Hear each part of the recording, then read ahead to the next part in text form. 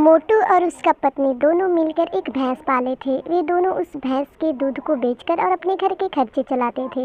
एक दिन मोटू की पत्नी मोटू से कहती है, अरे इस दूध से हमारे घर के खर्चे नहीं चल रहे हैं, कुछ चलो अच्छा सोचते हैं, इसी दूध को माखन बनाकर और बेचते हैं। तब मोटू कहता है, अरे बहुत ही अच्छी आइडिया है, चलो दूध को लेकर और माखन बनाते हैं और फिर इसी माखन को बेचकर और हम लोग माला माल हो जाएंगे। जब माखन हम लोगों का ज़्यादा बिकने लगेगा तब हम लोग इसमें थोड़ा थोड़ा नकली माल भी मिक्स कर देंगे और उसके बाद हम लोग तो अमीर ही बन जाएंगे। तब मोटू कहता है, अरे चलो अब माखन बनाओ, मैं चलकर थोड़ी दूर आराम कर लेता हूँ। फिर उसके बाद उसकी पत्नी माखन बनाने लगती है और माखन बनाकर और मोटू के पास लाती है और उससे कहती है, अरे मैंने एक मटके माखन बना दिए हैं और इसको लेकर मैं गांव में बेचने के लिए जा रही हूँ और मैं बेचकर पैसे लाऊंगी तो हमारे घर के खर्चे उसी पैसे से चलेंगे।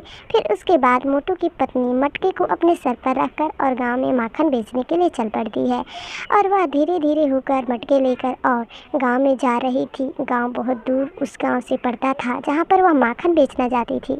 उसी रास्ते में एक जंगल पड़ता था। वह जंगल से जा रही होती है, तभी उसके सामने एक बहुत ही बड़ा शेर आता है और वह शेर उसे मार डालता है और मारकर वहाँ से चला जाता है। वह शेर के मारने के बाद उसकी मृत्यु हो जाती है और मरने के बाद उसकी आत्मा एक चुड़ैल बन जाती है। चुड़ैल बनने के बाद भी वह हार नहीं मानना चाहती थी और वह सोचती है कि मैं इसी माखन को बेचकर अपने घर परिवार के खर्चे चलाऊँगी और मैं यहाँ से तेज़ी से चली जा रही हूँ अपने घर, वरना मुझे कोई गांव वाला देख लेगा तो मुझे गांव में नहीं रहने देगा। फिर उसके बाद वह माखन बनाने वाली चुड़ैल अपने घर पर आती है और आपस में बातें करती है कि मैं फिर से माखन बनाऊंगी और ले जाकर गांव में बेचूंगी, वरना हमारे घर के खर्चे कौन चलाएगा। फिर उसके बाद वह माखन बनाने लगती है। उसी समय की बात है, गाँव की एक औरत उसके पास माखन खरीदने के लिए आ रही होती है।